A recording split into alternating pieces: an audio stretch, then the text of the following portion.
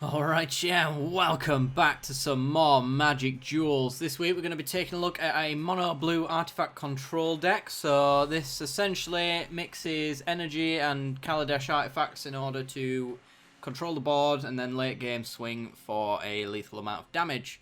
So what are we doing in this deck? So we have plenty of ways to generate energy, and what we want to use energy for is our singular Electrostatic Kamala. So Electrostatic Kamala enters the battlefield, gives you some energy, but what you can do is pay 3 energy to double, double, and double.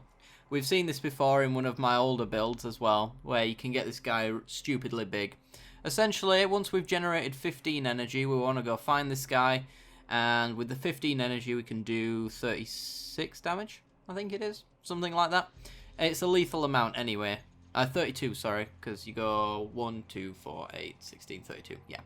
32 damage with 15 energy, so that's one way we can get him through. How we're getting him through is making him unblockable with things like our LaRoque, and we're protecting him with hexproof with our Padeen. So another way to win the game with this deck is actually through Thopter Spy Network. So Thopter Spy Network just generates 1/1s every single turn with flying. So a lot of the decks in the format, some of them don't even bother running any flyers, and if they are using targeted burn and removal spells like that, then generating a 1/1 Thopter is really annoying for them because it's a bit of a waste to use a murder on a 1/1, for example. But it all adds up.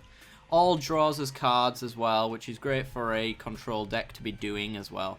So if we go to the beginning, we've got Aether Theory. So for 1 and a blue, we get a creature with 1/3.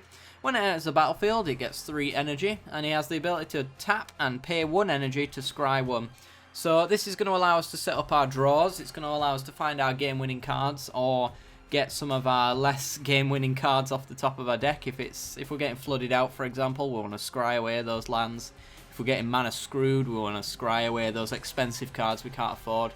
So Aether Theorist is really good for that. When he comes down, he gets 3 free scries for the foreseeable future anyway. And from there, we actually generate a lot of energy to keep up with this sort of stuff. And he's also a 1/3, so in the early game against things like White Weenie, he's going to be able to block once or twice to take off a few of those White Weenie creatures, which, defending against aggro, is one of the things that Control really has to consider as well, just to stay alive. So we've got 3 of him. We then have Smugglers Chopper, or the Looter Scooter, as it's also known. So for 2, you get in a vehicle with 3/3 flying. And whenever Smugglers Chopper attacks or blocks, you may draw a card. If you do, discard a card. And it has crew 1. And every single creature in our deck can crew the Looter Scooter. So this guy can win games by himself, just about through the amount of card advantage you can gather from him. So he's going to be allowing us to set up our hands. If we've got a very flooded hand, for example, we'll draw into another removal spell or a counter spell and just drop that land off the top of our deck. It's really good for that kind of thing, and with control, having the perfect hand for every situation is just absolutely invaluable. So Smuggler's Chopper is really good for that. He's also an artifact as well, so he does synergize with our deck, because we do have things like Padeen, who benefits from artifacts with converted mana costs, and Thopter Spy Networks that draw cards when artifacts deal damage. So with a Thopter Spy Network, this guy could essentially draw us 2 cards and discard 1, so he's really good for that kind of thing.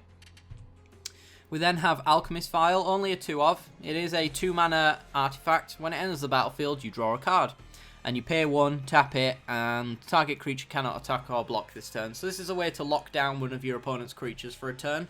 Can become really important in the late game if they've maybe got their Ulamog down. It buys you a turn to stop him from attacking and stuff like that. And in the early game, it just cycles, which is really good for us because it just allows us to get through our deck a little bit faster, and adds to that Padeen counter as well, because we always have this Alchemist File.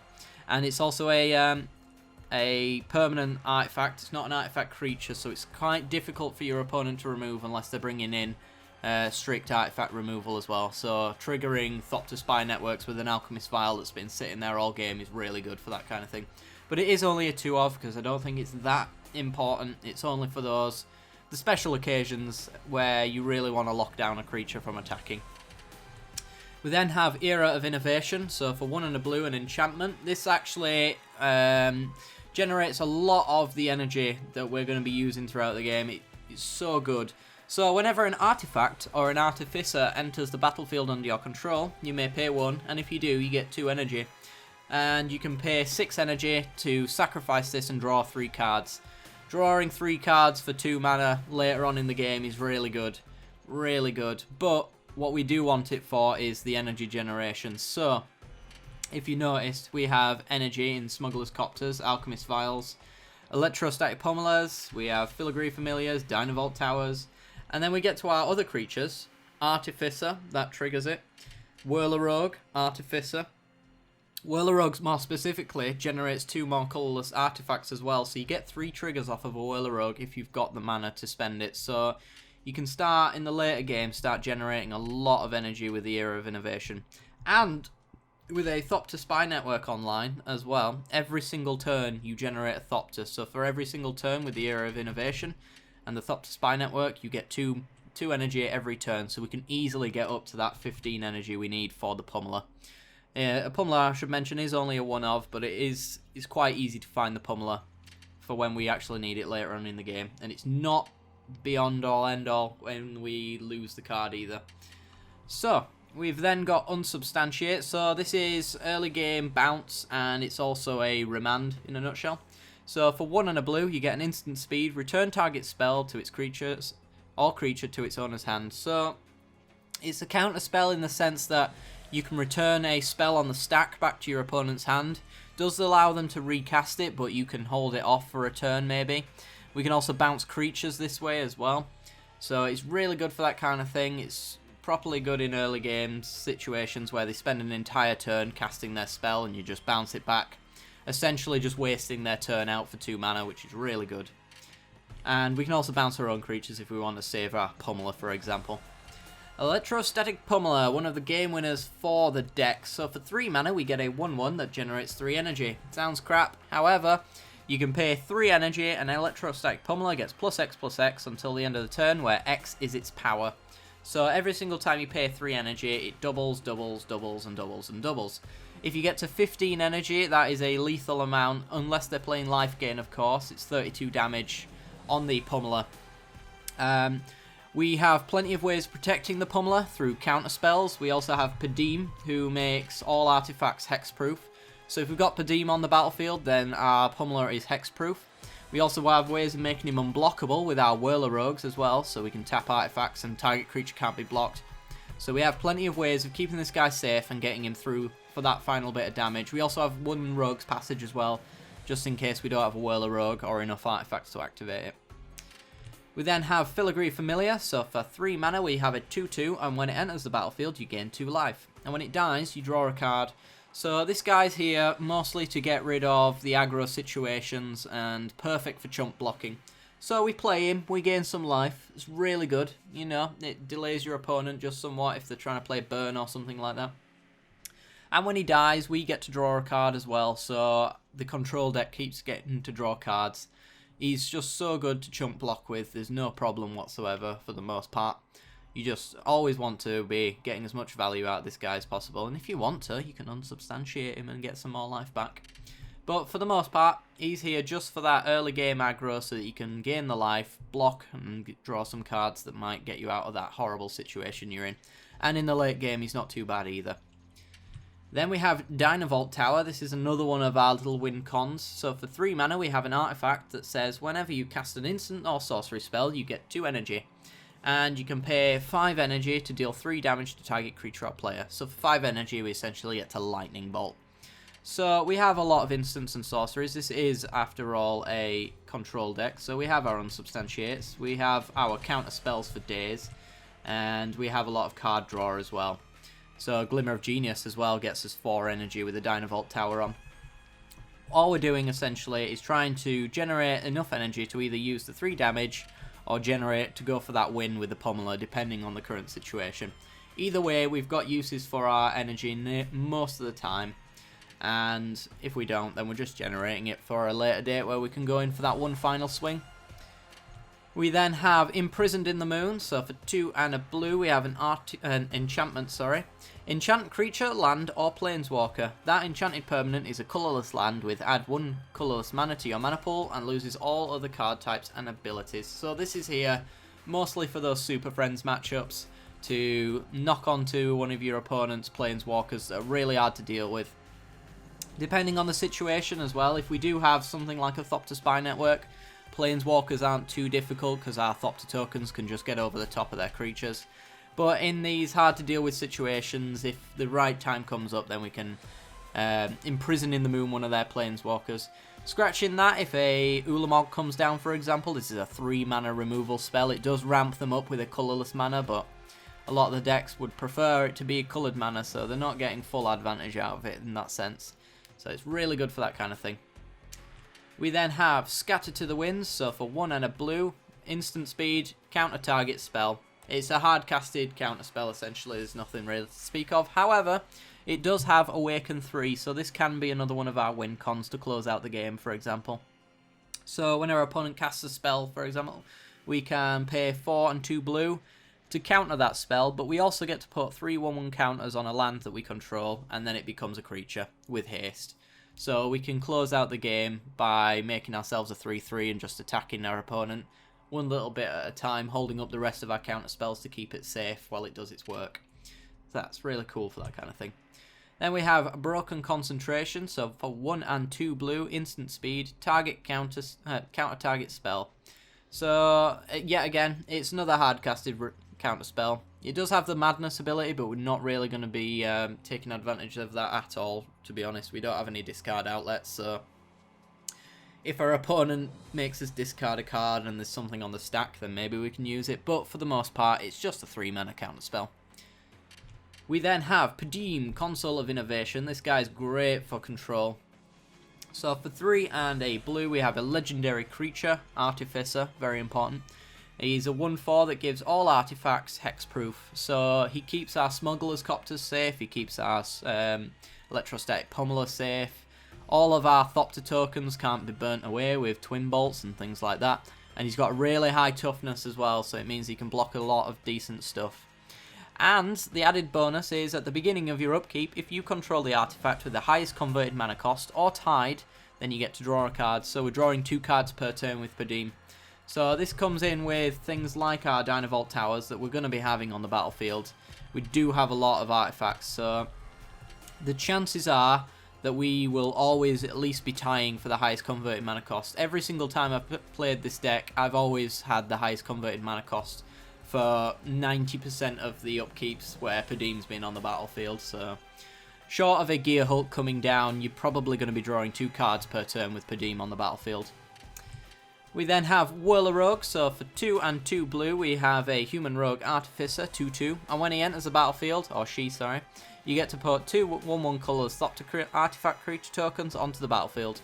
And you can tap 2 artifacts you control and target creature cannot be blocked. So this is the way to close out the game with our Electrostatic Kamala. It's also the way to generate that final bit of energy if we've got the Era of Innovation. So the Thopter...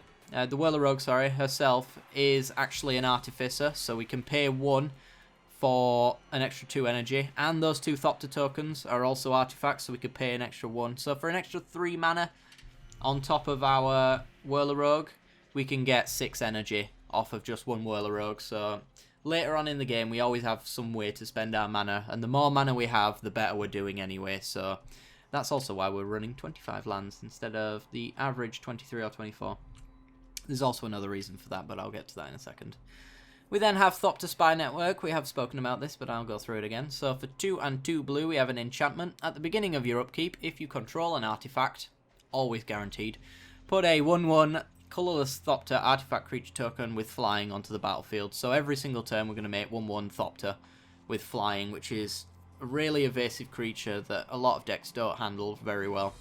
And whenever 1 or more artifact creatures you control deals combat damage to a player, you get to draw a card. So we have the potential of drawing like 3 cards per turn with Padeen and Thopter Spy Network, as well as our card draw spells as well that'll be gaining us energy and doing all sorts. It's really fantastic.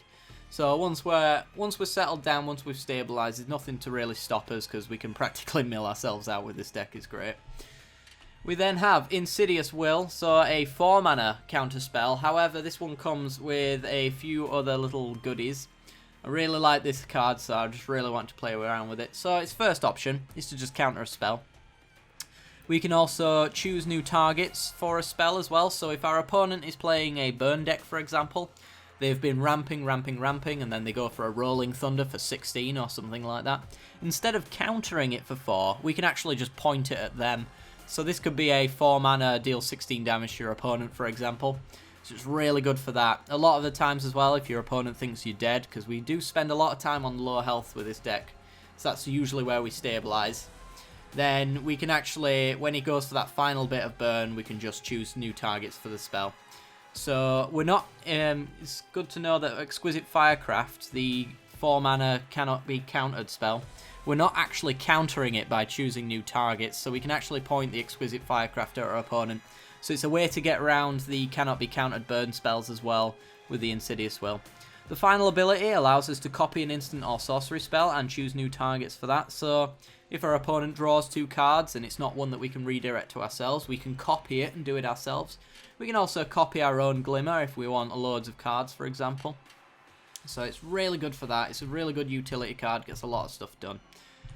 We then have Glimmer of Genius, so for 3 and a blue, we got an instant speed card draw spell. Scry 2, draw 2, and gain 2 energy. So this is one of the better card draw spells in the format, I would say anyway. So it allows you to look at the top 2 cards. If you don't like them, you've gone essentially 4 cards deep into your deck, drawing 2 cards. And then you also get the added bonus of having some energy as well, which for our Pummeler and stuff like that and our Dynavolt Tower is really good. Casting instants into a Dynavolt Tower essentially means we're getting 4 energy as well off of that, so it's awesome for that kind of thing. So that's essentially the deck. Moving on to the lands, as I mentioned, we're going to go a little bit higher on the mana curve than usual. Not too high, obviously. There's only 25. But as you can see, we do have a lot of 4 drops, so it's very important that we hit all of our land drops on curve. So I've made sure that I'm slightly above average the land drops for that kind of thing. But we also don't want to be flooded. We have plenty of ways of sorting out our draws and things like that as well. So having extra mana I don't think is particularly important because we can take away the non-land cards off the top of our deck. We can loot to find more lands if we're mana screwed. So we have a lot of ways of setting up for exactly what card we need at that particular situation. So that is why we've got 25 lands. 21 of them are basic islands. Speaks for itself really. We then have Inventors Fair, very important card. Inventors Fair is a legendary land. At the beginning of your upkeep, if you control 3 or more artifacts, you gain 1 life. This card has saved me with that 1 life more often than I can count. When you get down to burn and you're down to that like 2 life point, if you've stabilised with counters in your hand and they're trying to burn you, then having this 1 life every turn when they're trying to throw a burn at you is really good for that kind of thing. Then we just end up having a big wall of Thopter tokens, so they can't get any damage in. And while they can't get damage in, we're just slowly gaining life. But that's not actually why the card is in here, though it is a very good reason. So for 4 mana, we can tap and sacrifice Inventors Fair, search your library for an artifact card, reveal it and put it into your hand and shuffle your library. You can only do this if you've got 3 or more artifacts, which is very, very likely. So it essentially allows us to go through our deck and find whichever win con we want. So if we want to start looting, we can go grab a Smugglers Chopper, for example. If we want to lock down a creature, then we can go grab an Alchemist File. Pummeler, that's the reason why he's only a 1-of, because we have Inventors Fairs to search for him if we don't have him. So we can go grab him if we want and finish off the game if we've got 15 energy. A Familiar if we want a chump blocker. Dynavolt Tower if we want to really start ramping up that energy if we've already got the Pummeler in hand, for example. Or we just want to start doing 3 damage to our opponent's creatures over and over again. You'd be surprised how many creatures this hits and just ruins. I've wiped boards with this over a couple of turns where our opponent's just not generating enough creatures to get past our Dynavolt Tower. And things like Era of Innovation guarantees we're always back up to that 5 energy point to keep doing it again every single turn. So yeah, that's the reason why Inventors Fair is here. It's really good for that kind of thing. We then have Foundry of the Consoles, only a one-of because we are trying not to go too far into colourless mana. As you can see, we're running 4. You'd be surprised how often these come up when you don't want them. So there's only the reason why there's only a one-off, but adds a colourless, but you can pay 5 and sacrifice the Foundry and get 2 1/1 colours Thopter artifacts. So if we, for example, don't have any artifacts on the battlefield when Thopter Spynet works out, then we can pay the 5 mana and get ourselves some Thopters, which on their end step I should mention as well, so that when on our upkeep we have a Thopter which will generate as more Thopters, and those 2 won't be summoned 6, so they'll allow us to draw cards, things like that. Also allows us to get the 2 colourless artifacts we need for LaRoque to make Electrostatic Kamala unblockable, that kind of thing. So it has a lot of synergies with the deck, but it is only a one-off because I don't think it becomes it's not too necessary in the deck. I may even just say swap it out for an island, but there are times when you're kind of on the ropes a little bit and you need those 2 chump blockers, or you need the advantage from the spy network and things like that. Finally, we have Rogue's Passage. So a simple land, adds colourless to your mana pool. However, for 4 mana, target creature cannot be blocked this turn. So it can allow us to get through that final little bit of damage. Mostly it's in here for Electrostatic Kamala, so that we can get our Pummeler in unblockable. If, for example, we don't have a Whirler-Rogue on the battlefield to give it unblockable, we have a land which is really difficult for our opponents to remove, so that we can give it unblockable. We don't have to pay any of our mana to do his ability, so the 4 mana that makes him unblockable is just, it's not a problem in the slightest. So that's the deck anyway, guys. Be sure to let me know what you think of it in the comments section below. If you like the look of it, then be sure to leave a like and subscribe for future episodes. There should be a match following shortly after this video, if not already. And yes, that shall do it. I shall see you later.